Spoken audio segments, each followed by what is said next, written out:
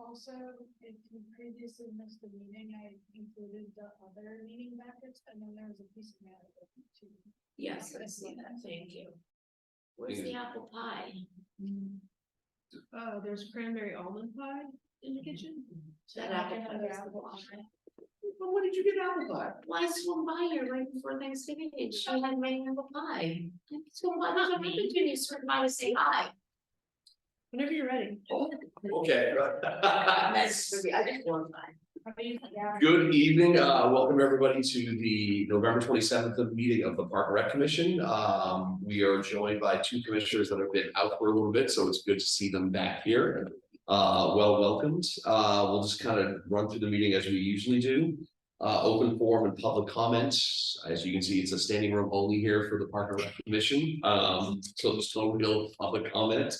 We will now go into meeting guests, and we have Mr. and I apologize if I pronounce your last name wrong, but John Charwick from Activitas, and he's going to bring us through the Needham High School tennis court discussion. So welcome, John, and I'll yield the floor to you. And Stacy, if you want to present the sheets or the presentation, that would be fantastic.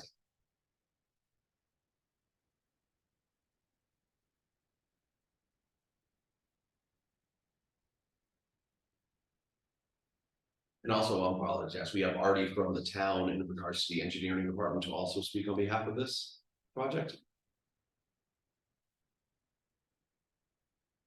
He is supporting this project. As should we all.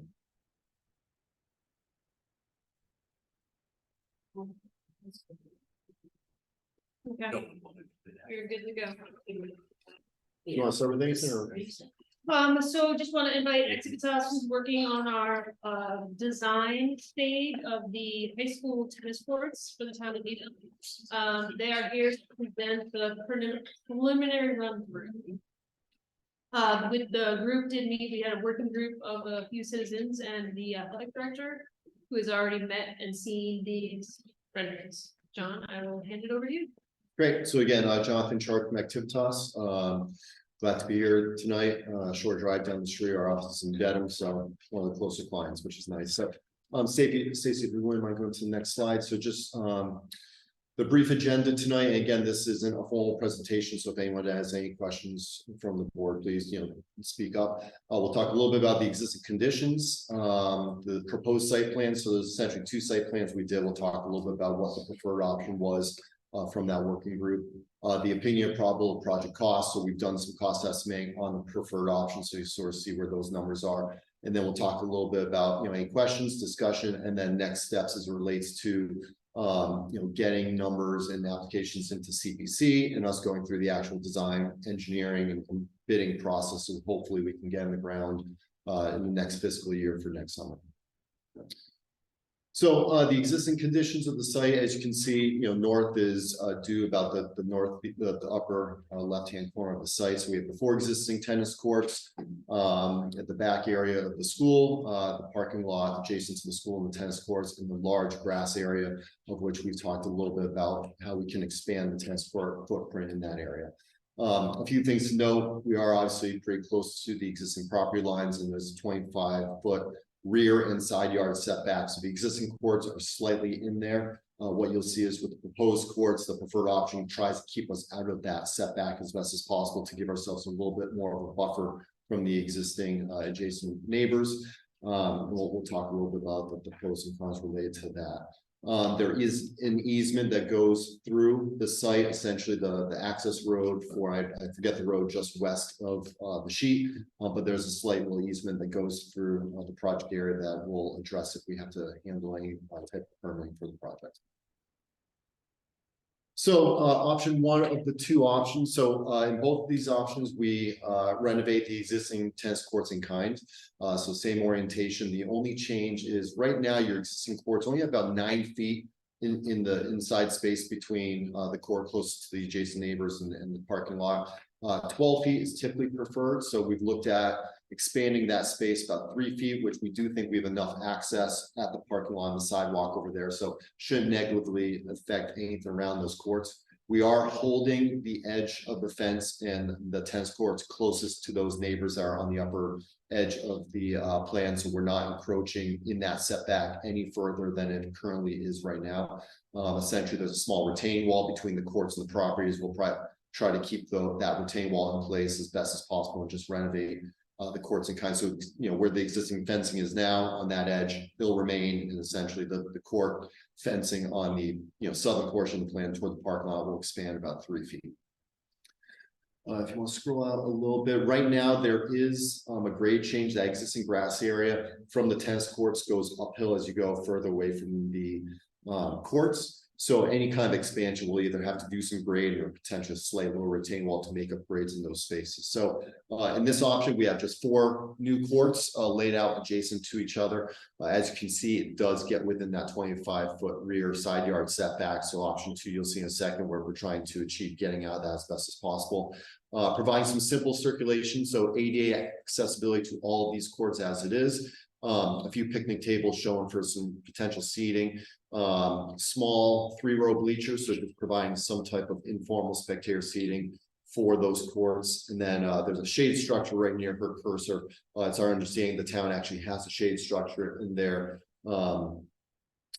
They currently have it that we can reuse it on site, so we'll get some dimensions and work that within the budget. I don't recall if it was meant to be at another site or something else, but we're going to try to use that. Newman Preschool. Thank you. Can I ask a question? Sure. So the grading that for this model, if Yep. you have to grade, how will that affect the water runoff for those 2 houses behind the bottom 2 courts there? So depending on what we do, we haven't gone any detailed design yet, but essentially any of the water that we collect with the increase in the impervious, we need to collect on site. We won't have any runoff. So there is drainage in the parking lot now we could potentially tie into.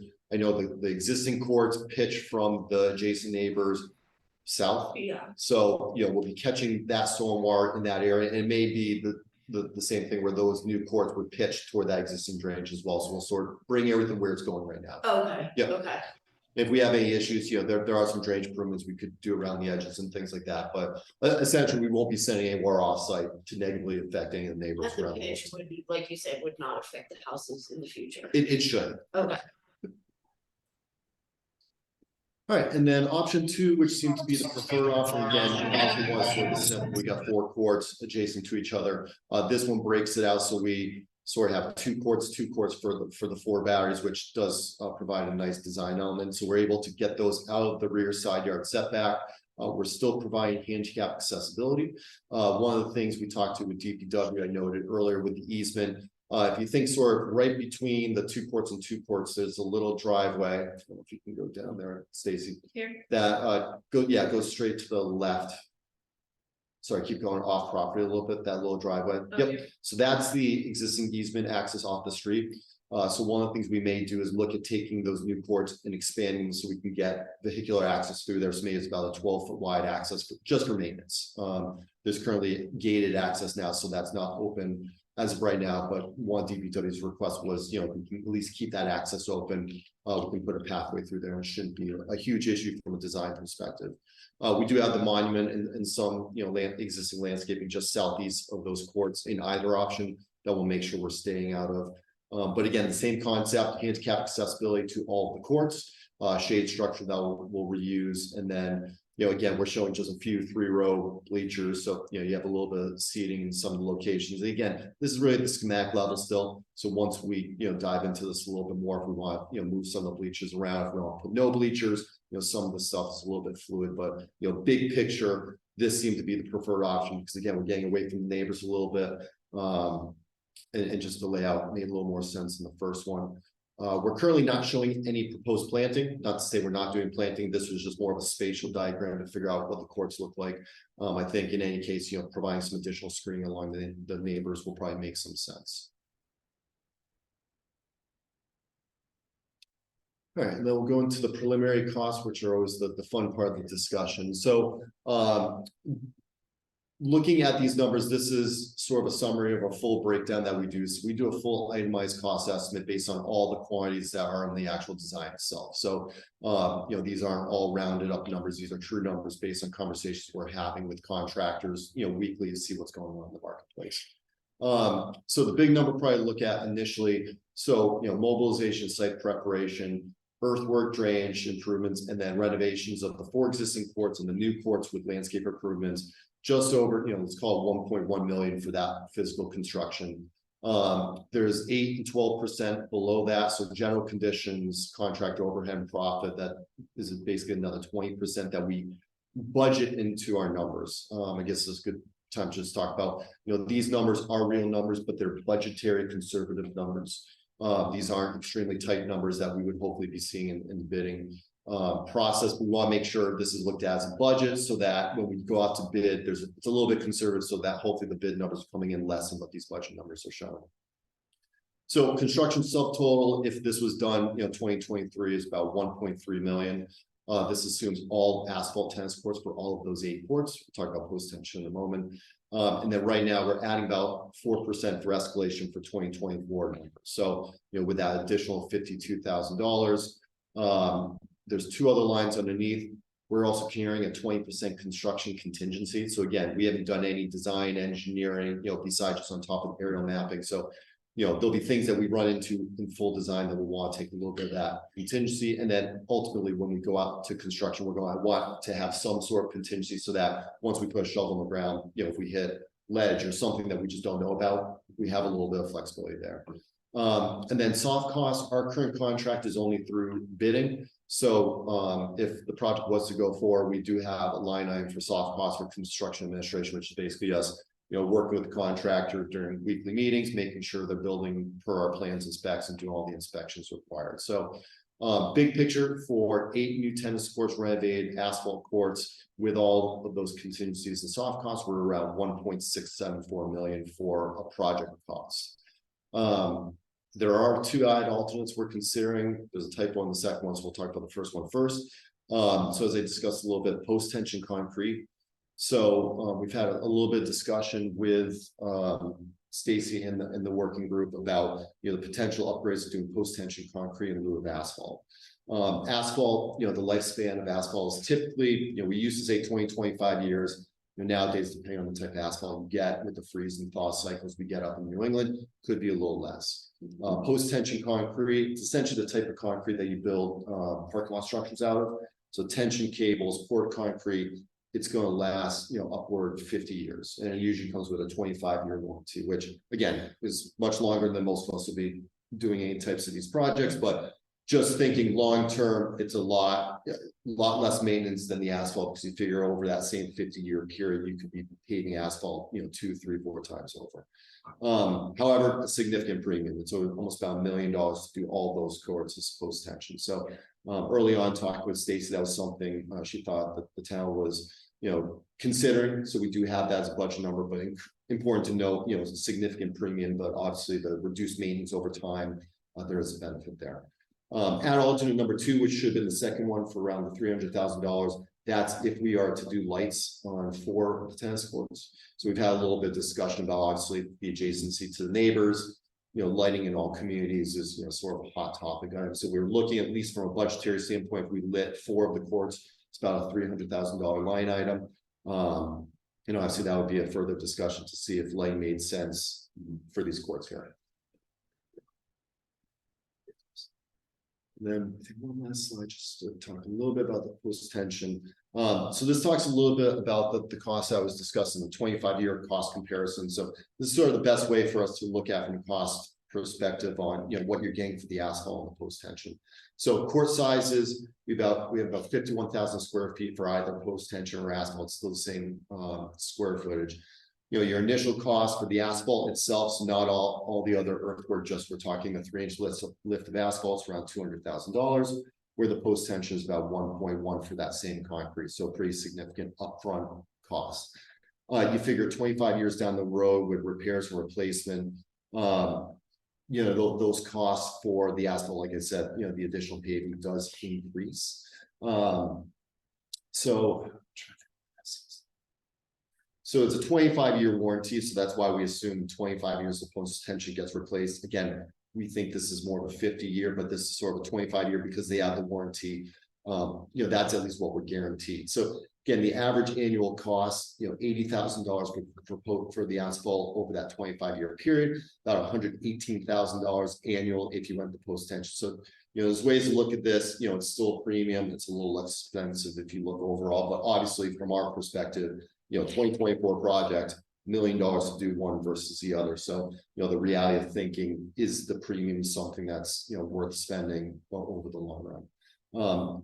We work with communities that sort of think about both ways. So town of Lexington, we just did post-tension at their main courts they use, 10 courts over there. They thought the premium made sense. Town of Belmont, we do a lot of their tennis court work. They decide to do asphalt because they say, we'll just fit the asphalt in our budget now. No, 15, 20 years down the road, we're going to rebuild them. So I don't think there's a right or wrong answer. Obviously, it's a financial decision, but something to consider both, initial construction and then the longevity and maintenance down the road.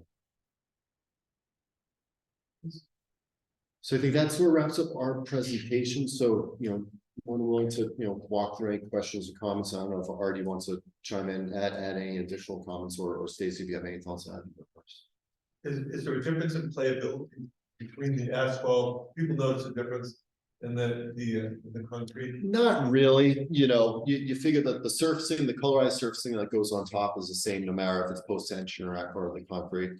What they'll notice is just over time, the asphalt will crack. So you figure, once you get some of those cracks, sort of the issue with asphalt is, once it's cracked, it will expand, contract over the first few years, but then it just gets to the point that inch crack will never close up in the summer, right? And so you're sort of chasing that, and then once you're doing the crack repair and things like that, that's the major issue. But playability wise, they really should play the same, that the concrete's no harder than the asphalt, especially with the surfacing that goes on top. Okay, good question. Michelle and Dean, I know you've missed the last few meetings, so I'll let the two of you, I'll go Michelle first. Any questions throughout the presentation? No, I just more, more questions about the size. Is there any limit around the size of any courts? Can larger events take place there? Are they all sanctioned size courts so they can have conference type competition there? Yeah, all the courts generally is 21 feet behind each court. So that's pretty standard. You have that now, which is good. Like I said, the only big change is we're trying to get you a few more feet. It's really just for playability. 9 feet's a little bit tight between the courts, so it just gives a little bit more space. And that meets all the requirements for United States Tennis and ASBA, which is the American Sports Builders Association. Though that 12-foot dimension is preferred. Again, every community, Belmont, a lot of their courts are tight, so we always run into this too. So sometimes even when there's a little less space, at the high school level, it's not a major issue. It just gives a little more flexibility when you're running events. Yeah. So from a tennis court standpoint, you have all the right sizes and dimensions. You exceed the minimums. We could try to get a little more space. It's really just what we do between the courts where you have the existing and the new. We're gonna have some great changes to just making sure, because there's a little bit of slope with that grass area, making sure we're not negatively affecting anything else around it. Just because we're trying to have a varsity level field, for all of our, baseball, softball, soccer, all that. Are there things that we would want to focus on for varsity level courts that we may want to consider? Dropping down the number of courts, but able to have a showcase, a really nice court for our varsity players. Yeah. Can you actually put it up option to speak to that a little bit? They all look fairly standard, but would we want more bleacher space and just to be able to kind of highlight one over the others? Yeah, so I would say, so the two courts adjacent to the school, though that's going to be tough to put anything else more than the courts, because obviously we have the sidewalk right adjacent to the parking lot. I think, in order to avoid doing any additional work to the parking lot and things like that, again, could we move, lose a few spaces and get a little more space? Maybe, but then it also goes back to the school. I know, parking is fairly limited, so we don't necessarily want to go down that road. Obviously with the adjacent neighbors, so the two existing courts right there, the seating makes sense or where it's located. If we wanted to put bleachers on those other courts where basically the cursor is, so you're looking down that way. We could certainly consider that, and then we do have the bleachers on the other side as well, so. By getting that asphalt walkway between those courts, we're gonna stretch them out a little bit. So we have a little bit of room to play, then it'll be sort of a decision of which court do you think is sort of your primary gaming court. Do I highlight that some other way? Do you want a few more bleacher seats? Are there some other things we want to do? You currently don't have a backboard. We can certainly, that's a, sort of detail item. So, do we want to add some backboards on one or two of the courts so that they're usable when, it's just someone going out there during their practice, things like that. That creates noise. So that's again, some of a factor that we do want to consider, again, because the neighbors, right adjacent to those courts. I will jump in and say, in order to host conference matches for the high school level, you need at least 5 courts. So currently, we're unable to host any playoff or postseason matches. Yeah. We would need at least 5.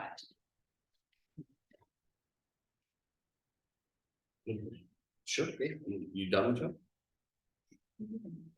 You'd ask. No. Go ahead. Tina. So going back to whether, asphalt or post-tension is used, so post-tension has, like you said, the 25-year guarantee.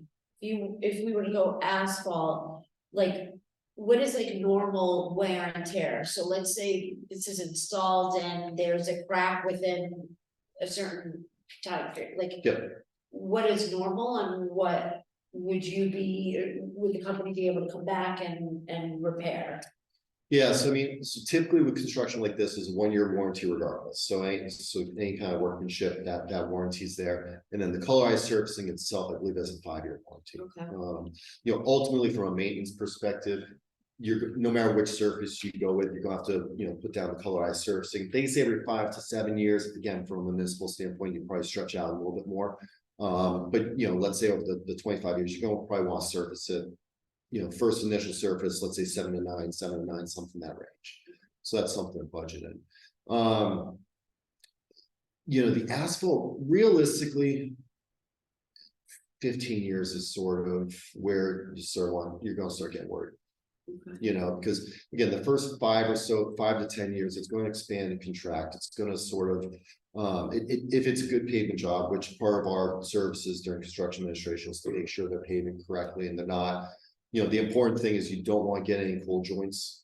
So you want to make sure they pave everything that same day. So with the asphalt, there's a 2-inch lift of asphalt binder course. It's the same as parking lot. So they'll pave that binder course down, and then it's that top course that goes down on top of that. Ultimately, there'll be joints when they're paving it, but you want to get done the first day so there's not a true cold joint, because that's where you run into issues. Because then that's just it's gonna fail a little bit quicker. Typically with asphalt, we will have the top course be a virgin mix. So Mass DOT allows a certain amount of, it's called RAP, recycled asphalt product, that goes in the asphalt. So it could be 5 to 10% on the parking lot. That has iron oxide and other materials that can degrade the core a little bit quicker and actually leads to the surface. We had an issue with this in our road 10 or so years ago. We're just getting this blotching. It was more aesthetic, but the reason was it's just the recycled product and that asphalt was coming to the surface. So we typically will do a virgin mix, which there's a little bit of a cost premium, which is included in the budget, but that allows a clean mix that we're not going to get any of those materials. So you do the best you can with asphalt, just knowing eventually, hopefully it's longer than shorter, there'll be some cracking, and then once it gets to the point that's out disrepair, you're just gonna have to figure out when you can get that done.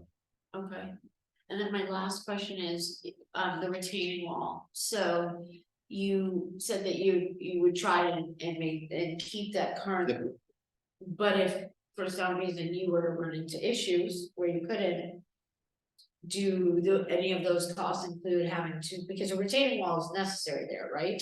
It is, and I think that was done after the fact, once the tennis courts were put in, right? Yes. So there's a little bit of a buffer there, so I don't think we'll have a huge issue keeping that court or keeping the wall there. Again, that 20% contingency is something that's there in case when we get into it, something occurs. Okay. But I think there's enough space there that we can make that work. All right. just a few questions I have, and I'm just speaking for myself here. Option two, in my opinion, just seems to be the better of the layout of where the courts are. Because one of my questions is, if you look at the original courts that are up there, we're kind of in that 25-foot setback.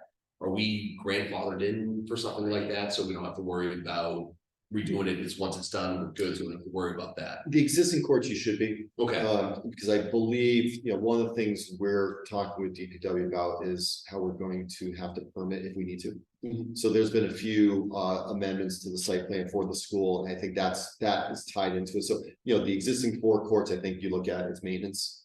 So I sure. don't think they're gonna be able to say we need to pull those out now that you're doing it. Again, we'll make sure the town's comfortable with that. The one question will be with the 4 new courts, if we do that, if there's any type of permit we need to do to achieve that, or because it's a school project, we may be able to handle it administratively. Okay, speaking of that, with the working group that you folks have been dealing with, I take it the high school tennis team captains, everything have been in on this discussion? One of the coaches has been involved in that. And their general feeling towards this is, yay, this is great. Could be, Absolutely, and they're 100% behind option 2, as is the athletic director. okay, perfect. The 2 other things I just kind of want to go over is, I know it is a big price tag. But we did go to the town when we asked for the design funds, or excuse me, the feasibility study, that we're looking for a range between 1.5 and 2.5. So I know it is a big number, but when we do go to town meeting, they shouldn't be surprised. It's not like it's triple the cost of where it is. We're well within the budget of what's in there. And I just, again, this is just me speaking. I like the higher number just because in the past, whenever we did a project, we never had a maintenance program with it. We would just do a project and then, hey, great. And then years later, we'd have to go back and ask for more money because it wasn't maintained right. It wasn't done properly. Is that with all the projects that we've been doing so far, we've been working that maintenance program. For here, for instance, we've had a maintenance program for the last few years, and it's worked great over the last few years because we've had to replace things. And I just think it's something that we used to never do in the past, that I think we need to start doing it now. The other main question I have is the timing question, is that we did submit this through CPC. So we have the article in, say everything goes through, we get approved for May town meeting, we get funding in July. What is the time frame to do a project like this? Yeah, so what we've done in the past when we're going through CPC projects, knowing that it needs to get approved at town meeting. Right now, DPW is doing some surveying for us out there to add to us. So assuming the preferred option 2 is the option we want to proceed with, we're ready to go into full design engineering. Okay. And our thought is, May town meeting, so we try to get hard bids, sometime in March, April. Sure. So that you're actually, you have the budget of the warrant articles in it, but you're able to go to town meeting and say, okay, we have this budget number, but we have a hard number from the contractor that you're approving, and then with the, appropriate contingencies and things like that. So, we think with the time frame, we should be able to do it. We'd have to work, to see if there's any permitting hurdles we need to handle, and that's something we're, sort of ready to get right into. But I think big picture, if we can get this out to bid, let's say March or so, project this size, 3-week bid period, sort of is appropriate. Okay. So if we can target, again, we also have to check, how late can we get a number ready for, updating the warrant article, but, let's say early April, we have a bid number, ask the contractors, we usually tell them this is contingent on town approval.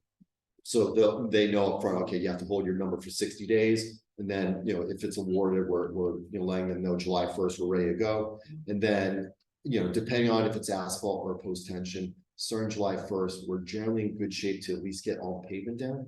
It may be, depending on the weather, we surface the following spring. We just did a similar project in Weston.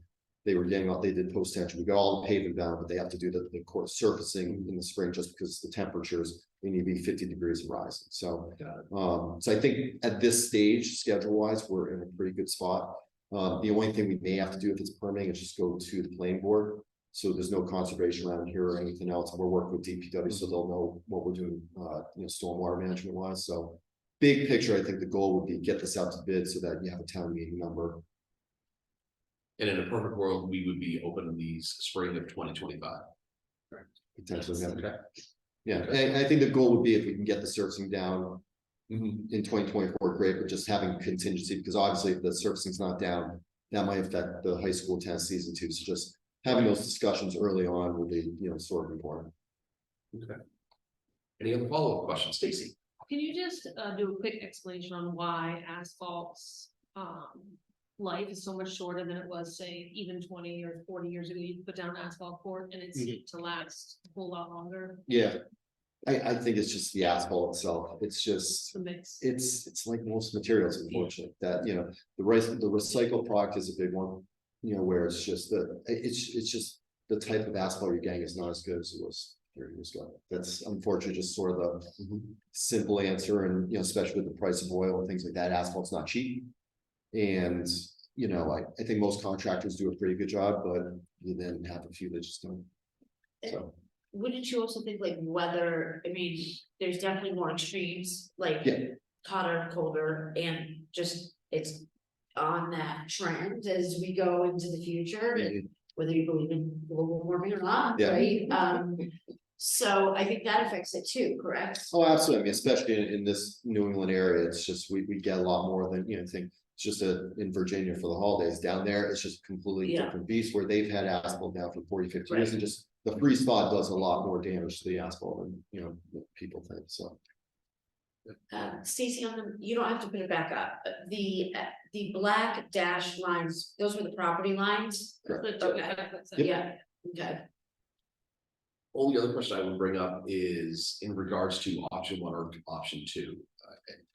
Do you need a vote on that? Or are we too early for something like that? Or, I mean, We're too early because right now it'll go to CPC and then it'll be under town management's review. understood. And then, yes, we will need a vote at some point, Okay, but town management is aware of what our primary choice is. understood. Is there a benefit of either one, like, so if it was you, if you were Yeah. picking?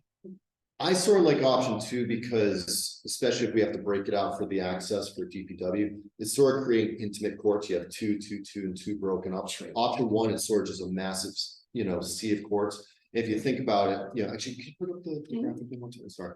You know, one of the things, and this is sort of one of the detail things, but what you'll notice, so right now your fencing is all sort of squared off, and when you look at the courts, you see all these little chamfers everywhere. So Yeah. sort of the point of that, you know, typically we pitch the courts from one end line to the, one sideline to sideline or end line to end Yeah. line. You don't want to do diagonal, you don't want to sort of put a high pointed ridge in Right. like a field. So when, you know, players are on the individual courts, the ball sort of gets by them, those little chamfer corners do the best they can to sort of collect the balls in Oh, those right. areas. So, you know, that makes it a little more of an intimate space with the four, where if you have just that large forecourt, you know, you could get balls moving around a little bit more, and it has a different feel. Yes, definitely. So I think from a design perspective, I actually like option 2 more, just because it gives a little more character to, you know, because Right. we've all been to tennis court facilities or athletic fields where it's just large spaces that get right. used. So I think it's a little more opportunity to, you know, even do some small plantings and things like that to make it, you know, a little more unique than just, you know, 4 courts are. Yes. One more question just to ask, and I don't know kind of where it's going, but if we were to like 4 of the courts, which 4 would we look at? Which makes the most sense? I think probably the newer courts. Okay, And the only reason I say is because proximity wise, they are probably further from the neighbors, even though they're fairly close to neighbors. Right. Away. So your existing courts, I would guess there would be a lot of pushback, especially from, you know, if you think about, there's 5 neighbors right there. You know, it's the other thing, you obviously, you know, you have lights in town too, so you know, it's not only the light, but it's the activity. Now you're getting activity at night, right? Yes. So it's gonna be a factor, even if it's good kids getting out there playing tennis or adults, it's still tennis activity at night adjacent to neighbors, so that, you know, it's. Right. and these are just, I hate to say it this way, simple poles that are on the ground, like they're not big, like stanchion kind of things, they're just everyday, almost like a light post. Yeah, they could be either or. So Musco Lighting, which I think you have at your athletic fields, they do tennis court lighting. Actually, when we did the tennis courts at Babson, I think Needham has actually no, Wells, this is probably Wells regulation, where, you know, you might have certain height requirements. So over there, they're only 40 feet tall. But usually with sports lighting, you want to be taller because you want to shine the light lower. Yes. Tennis courts are small enough, those tennis court lights from Musco would probably be the 40-50 foot range. In a court size like this, it's only probably 2 light poles for 4 courts. They also have, you know, shorter, you know, called court sires. They're more club-like for the tennis facilities, so they're much shorter, they're, 12 feet taller, so there's a lot more lights. So they're a little bit more attractive. Again, we sort of use those more in, tennis club settings. But yeah, again, I know lighting's an issue with all these, so yeah, I would say the 4 courts that are the furthest away probably makes the most sense. But I think, sort of preliminary conversations, we sort of thought might or may not be something that Bruce hearing was, right? Yeah, I mean, in the working group, we talked about putting it as an add-on, because we did tell the community that we would look into it. I don't think anybody at the schools thinks that will fly for the neighbors or the planning board, but, we did want to put it in, Sure. just so we had a budget number to work on. Right, people ask, yes, we looked into it, but. Right. Hey, go ahead. Is each group of 2 courts gonna have a chain link around it? Yes, yep. Okay, Yeah, so essentially, I think right now you have 12-foot high chain link fencing, which we could match that height. Most courts, we do have 10 feet. So we could, from a budgetary standpoint, go a little bit lower. However, usually when it's taller fencing, there may be a reason. So I don't know, because they're adjacent to the neighbors, you went a little bit taller to try to deter more balls from going across. So, but in either case, black chain link fencing, similar to what you guys have out there now. Okay. Any other questions? that's it. No, I thought that, thank you very much for, we've seen it, we love the renditions of what's there, but it's good to hear kind of the meat and potatoes behind it, and other things that probably popped up that spurred a few questions for me, so. John, thank you very much for coming in, we appreciate it, and honestly, can't wait for a project like this to get started. Absolutely. Yeah, we'll be in touch with Stacy. Like I said, once we get some survey, we're gonna start pulling together documents. So we'll sort of coordinate to figure out, again, preferred option 2 seems to be the option. But before we go too far down the line, and I think our next step with RD and DPW is just figuring out if there's anything we need to do permit wise, figure out what that means, because that's gonna be ultimately gonna drive schedule. Right. Yeah, so if we have to file and be in front of certain boards, we're going to sort of back that out, figure out if we hit that schedule, but I'm fairly confident. Even if we have to go in front of the planning board, it's a fairly straightforward project. Yeah. And we'll make sure we're teed up, so we're hopefully in and out quick if we need to go in front of them. We'll also have the board of, Park and Rec, the school, Yeah, and all the other ones, the more support we get for it is the better, but yeah, you still have to go through those certain hoops that are mandatory. Okay. Good. Thank you very much. Thank you I very appreciate it. Appreciate it.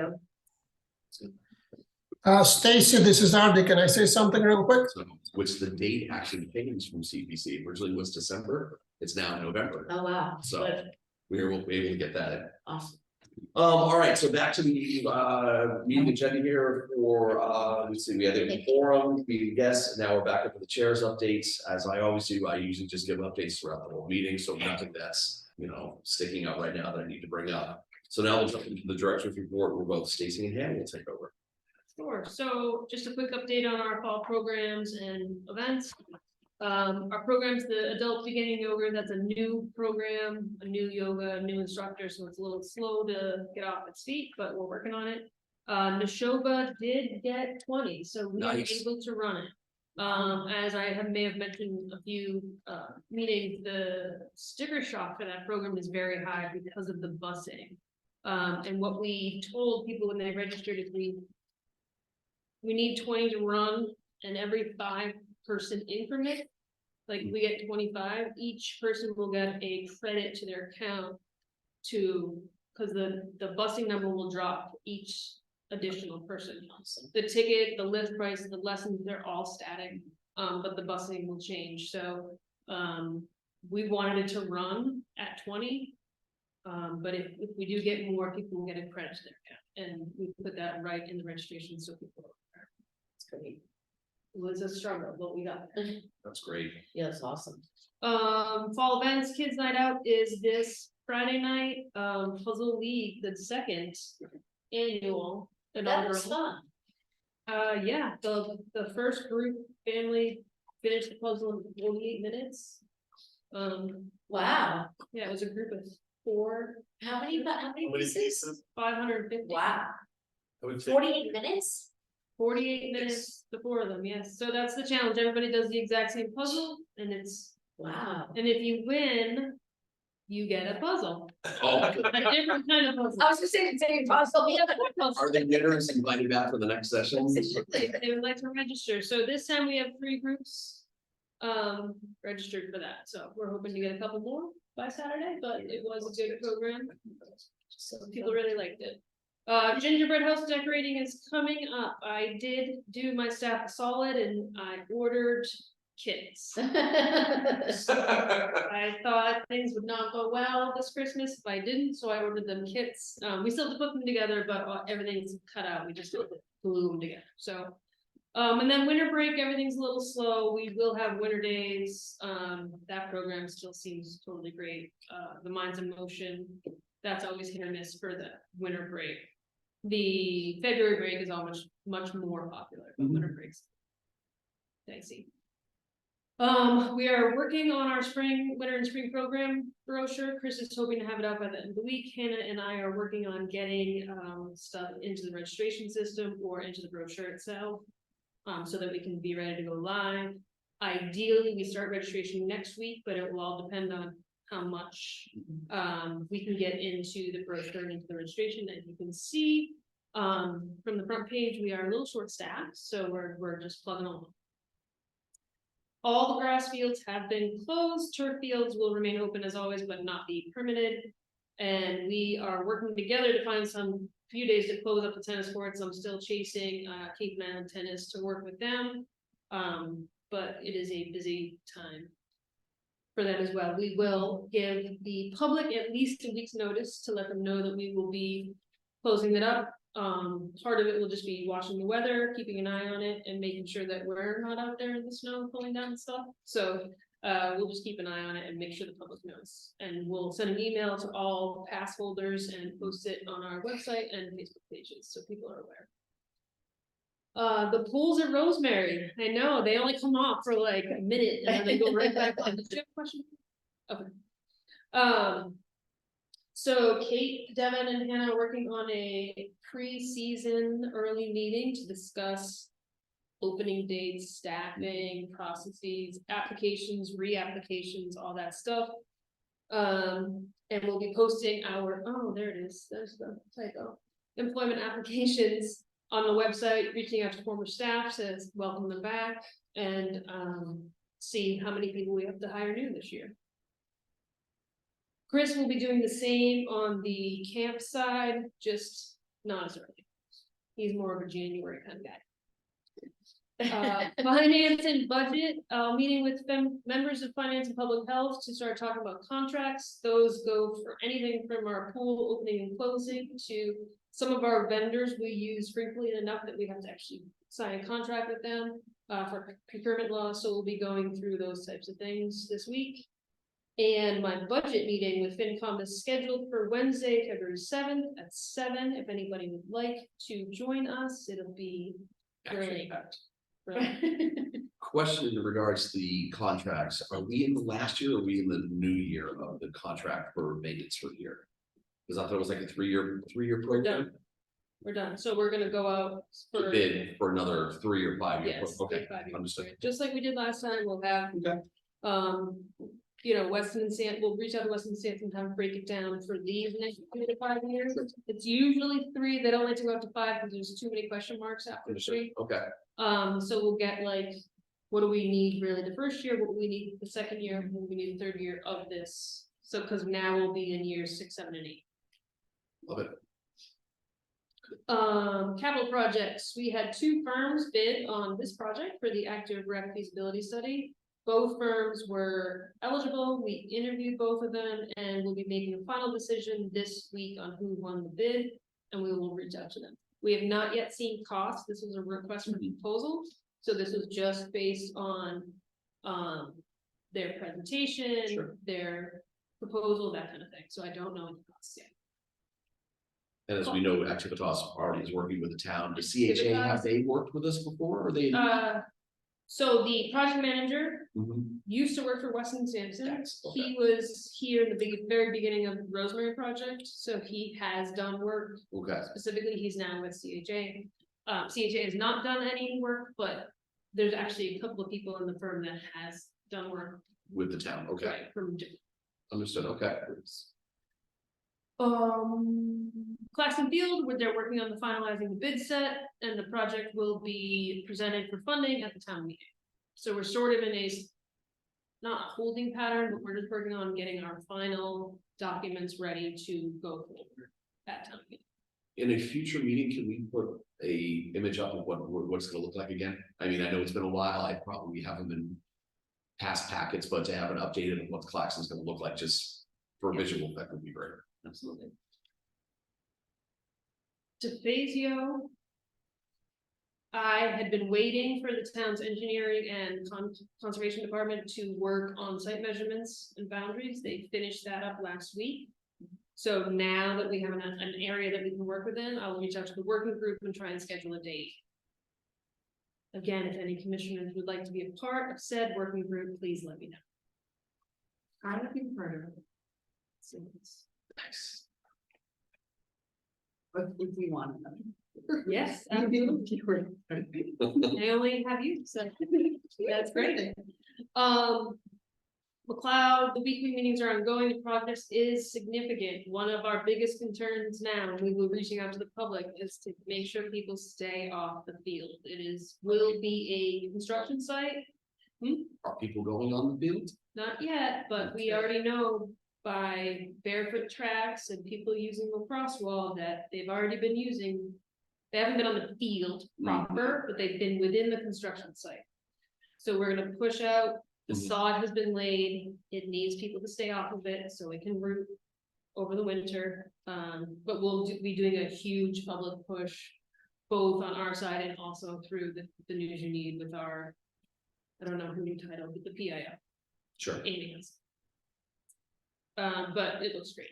Can I ask a question? Of course you can. Just because I said I would, Okay, because I was asked this, yes. go ahead. So the batting cages. Yeah. It's a current one lane, right?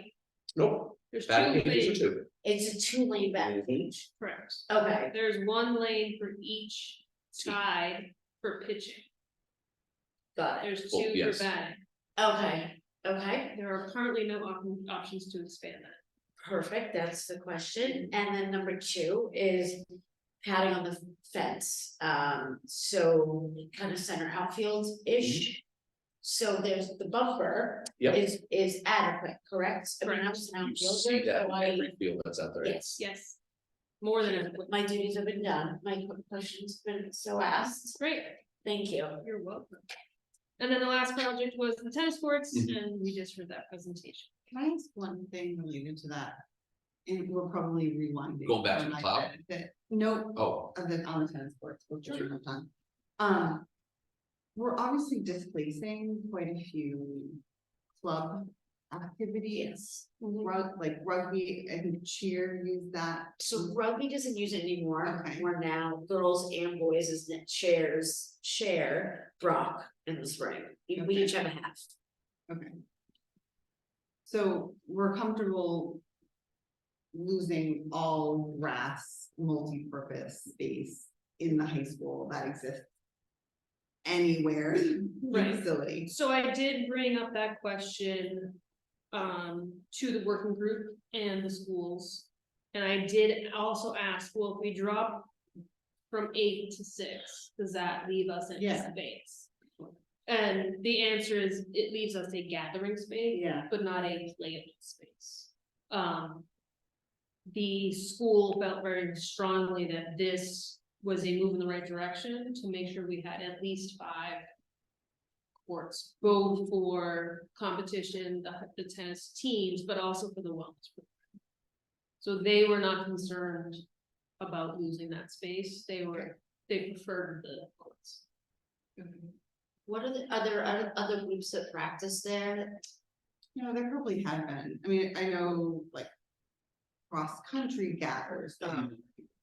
You know, and there's that gathering is different. Yeah. So there's other places to go, Right. but it's Yes. just We have There's- not, so limited. Yeah, in the last few years, we have used the top of the hill, they have not permitted that space, the high Right. school very much at all. No, I just think it's open space. Yep. to run Right. Around when all the other space in the high school is permitted and used every minute of any time. So if for some reason we chose to drop to 6. It would still offer some gathering space. Yeah. Or, Totally efficient. Yeah. The first round of interviews and the second round of interviews for the admin assistant position, that's Kim's former position. Were held, there were 3 finalists, I did. No. I've had something for the last 3 meetings. I did offer that position to an applicant today. So the next step would be check references before it's official. But the person was very excited and very happy and joyful. So that is positive. So now the next step is wait for their references and then check them and then start the process of there. In a perfect world, January 1st start date, or would you like to get them before the end of the year? Again, with everything passing yesterday, this. January 1st for sure. Got it, Or okay. January 2nd, I should say. Yes, I think because now we're down 2 step, HR is willing to move things as quickly as possible. But also that person would need to give their current employer some time, and there's the holidays to make it even more complicated, so I'm hoping the first week of January. Okay. And Could you use volunteers because I have girls that are coming back from college looking for volunteer work. Possibly I would have them reach out. We do have some. They're not year-round staff, but every moment that they're home from college, Yeah. they will work for us. So we do okay in the break season. Okay. But we do have a couple of things coming up that if they're interested, have them reach out. Okay. I can certainly If you find want, something. have them reach out to me. I will. Oh, Okay. yeah, because I would just forward it anyways. Okay. I do have a trailer. No, it's not on. Bring it. Last week we had an internal meeting with, mostly supervisors, Stacy and myself, people within the conservation department. Trying to obviously get back the Trails Advisory Group. So our next meeting will be before our December 11th commission meeting, so strictly the hour before, so if you're feeling anxious about our meeting, you can show up early. We'd love your support, and then we're also working on redoing our trails guide, as you may or may not have seen it. It's a little outdated, and then we're also trying to do an online application, which it was previously on paper, so a little outdated, and we do have people that are interested, so want to make sure that they're still interested and get them to fill that out for us. One of the points of this first meeting is to set up the next few meeting dates so that we don't fall off track again, and also we're working on creating an orientation program, like an onboarding program for the trail stewards, so it's not just like go free and help us, it'll be informational and give them the next steps for how they can do this. Got it. And I'm still working with HR on the admin specialist posting. Can I ask 3 follow-up questions to kind of do with Hannah and you folks? Update on the DeFazio sign. I know that we're looking into replacing a bunch of signs. I'm not sure where that is in the As queue. of right now, I have 3 different companies that have normally reached back out to me. So I'm trying to figure out what would be the best cost effective, as well as the greens plaque. And then Perfect. the That's my next one. intention is also to possibly continue going with this person, as we do need pool signs as well, so. Good. Perfect then. The only last thing that I know, I'm kind of jumping the gun here on this one, but definitely would like to have this before we have the field summit. Would love to hear what the police officers thought about the time that we had 2 duty cops there doing traffic. Just to hear back from the police to be like, hey, yes, it worked, or you guys should do this more often type of thing. Because if we raise the fees, which we did, and we're gonna start looking into this, it'd be nice to know from the police officers themselves to hear, hey, this worked, yeah, you gotta work on your, design of the parking lot, just anything like that. So I'd love to hear if they had any feedback from the time that they were there. I have some feedback. Do you want it now? Or I will take it another time. okay, You can because I email- did follow. Yeah, yes. Okay, If you have anything to email me or. Yeah, I'll Johnson, email you. that'd be great. Okay. No, it's great for the direct support. Any follow-up questions? Okay, discussion items. We're gonna crank through these commission policies. We have no updated policies to go over. Capital projects we went into on the director's report. CPC, Jim, you have a meeting coming up. Coming up Okay. Which is that, this is the big one where you go over all the applications and they get, yes, Dean and I will agree, this is the one where you go over to see that they're eligible. So when that tennis one comes through, there you go. Yeah, Playgrounds and facilities also, do we? In the past, do we close the playgrounds? Or do we kind of leave them open dependent on the?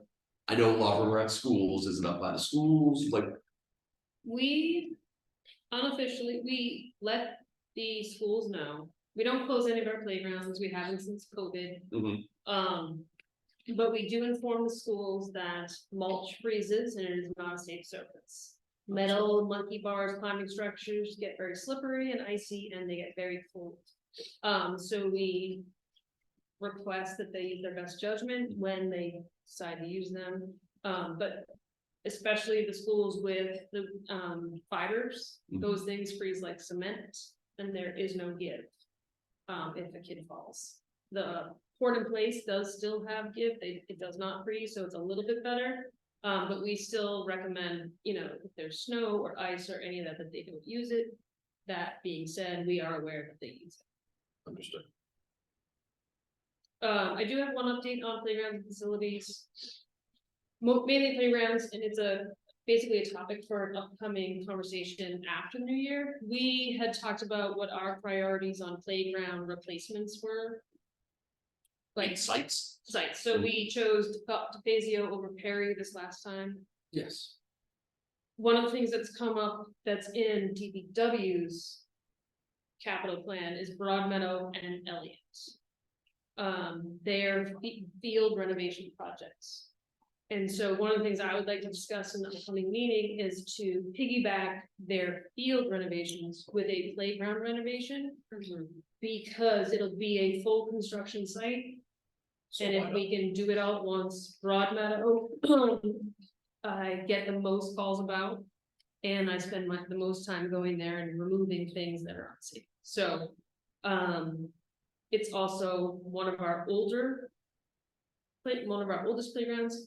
And the company, the original company does not really exist, so we're getting replacement parts that work, they're fine. But, you know, I didn't feel when we were talking about DeFazio Perry that it was bad, and in the 2 years that has changed. And if Broadmeadow field project does go through, in my mind, it makes sense to sort of piggyback that. So it is a conversation probably for another meeting, but I just wanted to bring this up, that because they're doing Broadmeadow and Elliott, they'll probably do design at the same time and then construction 1 year after the other. Okay, Yes, and it's unclear exactly which year right now, obviously that has to go to town meeting, but, I think ideally that makes the most sense. I would hate to have them close down the field for X amount of months, and then 6 months later, we're like, huh, just kidding, now we're closing the playground. At the same site, so. I just wanted no, to, that's bug good. in here, I'll put it on a future meeting, but that came up at our internal meetings. Good call. yeah.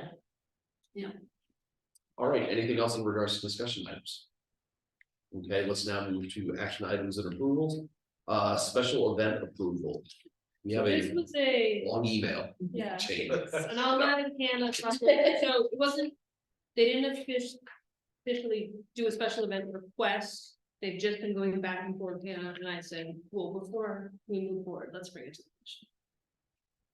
So essentially, it's an indoor artisan market where different groups from the Horse Mill Studios and Potter School would be setting up stations of their own and selling their artwork. So that was kind of what it would entail to, and as you can see, it would be like each person would be profiting off of their sales and whatnot, but So they have found a different space they wanted it for the holiday season. That was never gonna happen, no matter what.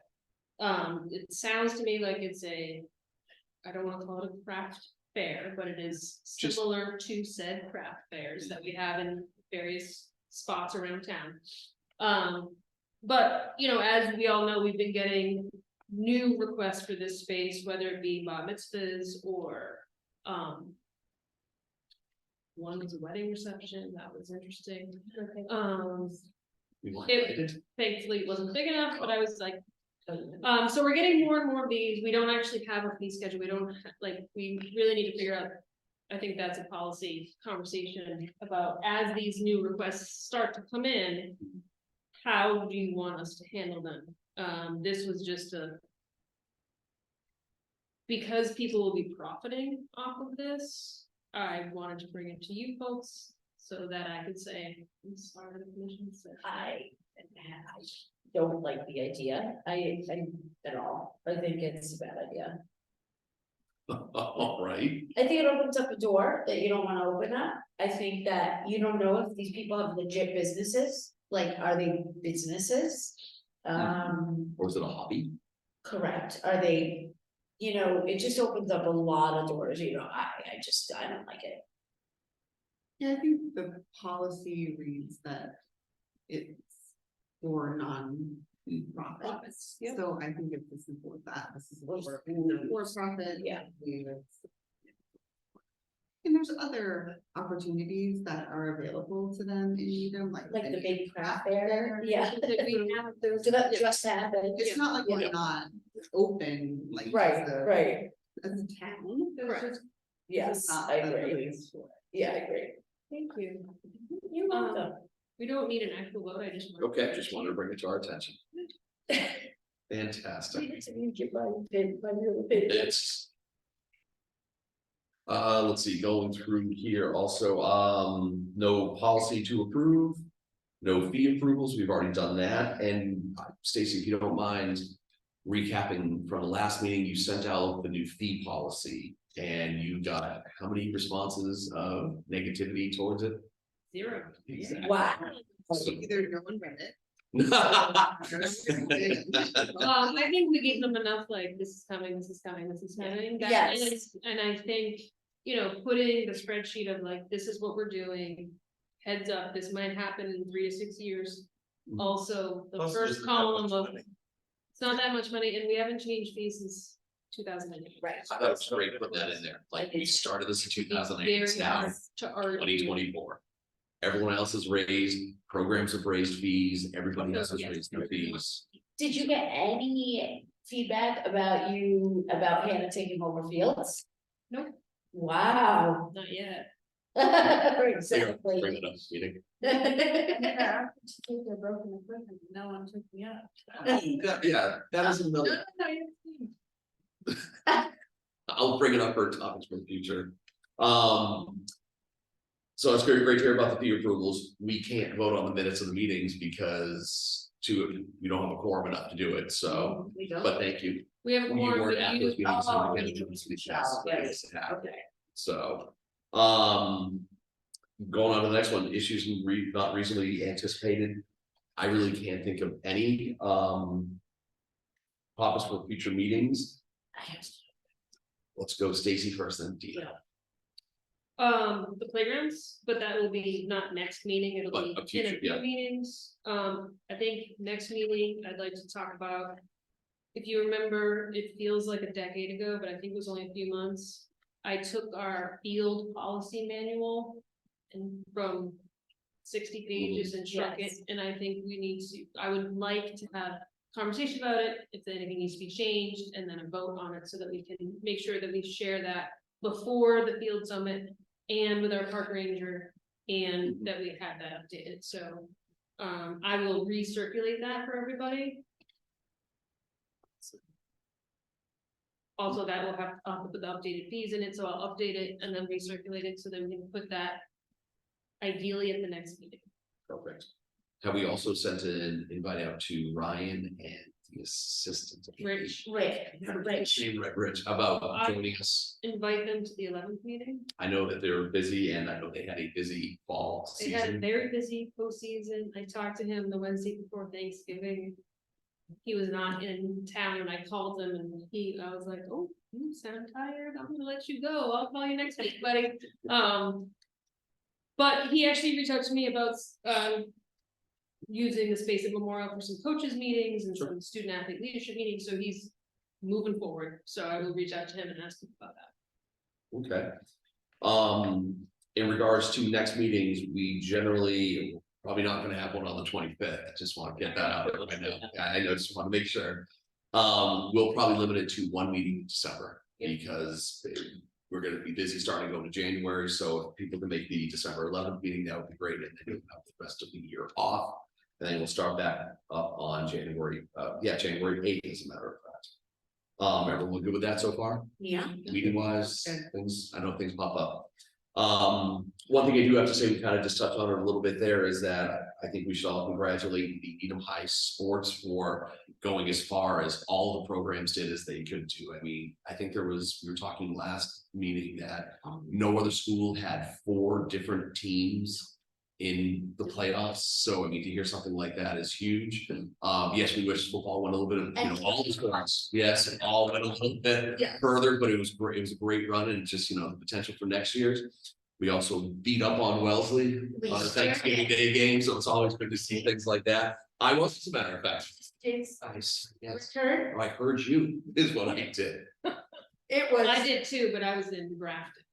It was Yes. a 70-yard Yes, return. yes. It was almost a touchdown, you're saying. We thought you were gonna run off the field. I was so excited. But no, it was great, and I commend all the athletes and students and and also the parents for being there support wise. I mean, I know I took my kids down to the Brockton game for Severian versus Needham, and it was packed. I I was mean, at the wall. I love, what you think of the metal detector walking in? not surprised, but yes, no, it was great. So just to see the support of teams and towns traveling, it was great doing that. So, Neutral. I have a teacher. yes, My topic for future, just real quick, it's probably, it may be too early to start talking about this, but.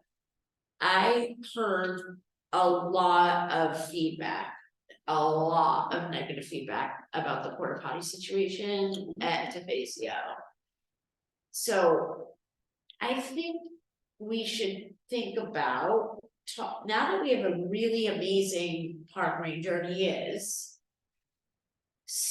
Maybe a solution for the spring and summer seasons that. Those porta potties, and it was nobody's fault. I mean, everybody was doing what they were supposed to be doing, the Department of Records was doing what they were supposed to be doing, they got so much use, they were just so nasty all the time, just not a lot of them, and I can speak. Nope. Personally to seeing them, just not usable. I mean, usable, but yeah, like. Lot of feedback. Can I jump in? if you weren't, So- with us, The pavilion, I think we talked about it on the other meeting. we talked about the last meeting. So I'm working with DPW building maintenance to check on the structural integrity of the building. Okay. first. Oh, good. From there, we will make a decision to go to. We're also at the same time trying to get quotes from plumbers to upgrade the facilities. Oh, We have not been super successful because nobody wants to come for that small job. yeah. It will be, depending on how much we have to upgrade, it will hit the capital project number. Remind me again, the number one reason. Because I think it's my mistake. Why did we initially close those? Sure. There's a couple reasons. The sinks at one point had been ripped off the wall. That, Needed to be yes, replaced. yes, The doors The were the ripped off. doors are Hinges. okay, regularly taken off the hinges. yeah, So we need to upgrade the structure of those things so that that's not as easy to do. And then the toilets were also stuffed and somebody at one point had taken a hammer to them. okay, So a lot of it was the vandalism, and every time we fixed it and reopened it, something new happened. okay, So there was a string of it, so we're gonna start we're gonna take 3 steps back and look first at structural integrity to make sure upgrading this makes sense. okay, Making sure if we upgrade it, do we have to expand it, because that building was built in 95?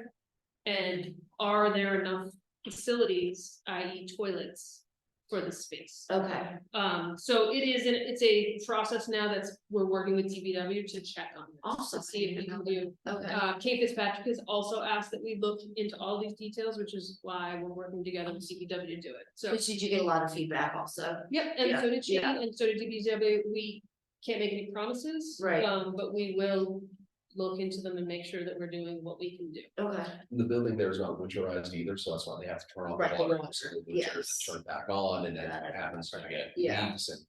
As Stacy pointed out, a plumber's not gonna do a small job like that. Right, right, And we're sitting there, So, which is why we're working with DPW, we do have an on-call plumber, so we're working, but first they wanna look at the structural integrity, okay, which makes sense, because it probably hasn't been checked since. Right, they got right. there. okay. Great, awesome, anything else? that is it. I have one more thing. Go right ahead. We mentioned it to you earlier, but the Park and Recreation Department is working on a new event. It's gonna be in February. I would like to invite all of you. Chris is very thrilled about it. So it's at the beginning stages, but I do want to let you know it's gonna be in February sometime. We're working on a concert for adults. Oh, And at the same time, offering our kids' night out on the same day. So the concert, for rough numbers, would go from 6 to 8, kids' night out goes from 5 to 9, so. Built-in babysitting for this program, so it's not often we run programs that are geared for adults. But we are working on that project, so. We're gonna try and get some town sponsorship, we're gonna work on. Space and other licenses that we might need permitting. So I just wanted to give you a heads up, because once we start pushing it, we're gonna really push it. who's singing? Well, that we have to figure out. Not me. We're working on getting it, Taylor Swift. It's just so bad. I mean, It's- supplement. Yeah. So, just so it's all. No, I know that the Good high idea. school does, the Habitat for Humanity does a parents' night out, and it is overwhelming. Like of how many parents drop off their kids for those many Really? hours, so I mean, it's a great because A gives the community. You know, Yes. for the program, but you know, I have both my son and daughter do it, and they say that they have to stop taking kids just because there's so many kids that do this. So I the love parents here know about this well in advance, get a night out. Well, we're gonna, usually our kids night out is here, but we're gonna move it to a different school location so that like we can use a gym, so we can't have that many children in this space. But we're gonna find another space so that if we get an overwhelming response, we'll be able to accommodate. That sounds like fun. That's cool. Something new. Dance different. stars, Oh, I remember doing that, yes, kind of like that. perfect. Anything else? Not All right, I'll entertain a motion to adjourn. motion to adjourn. Do we hear a second? Again. All those in favor, say aye. Aye, motion to, we are adjourned. Awesome.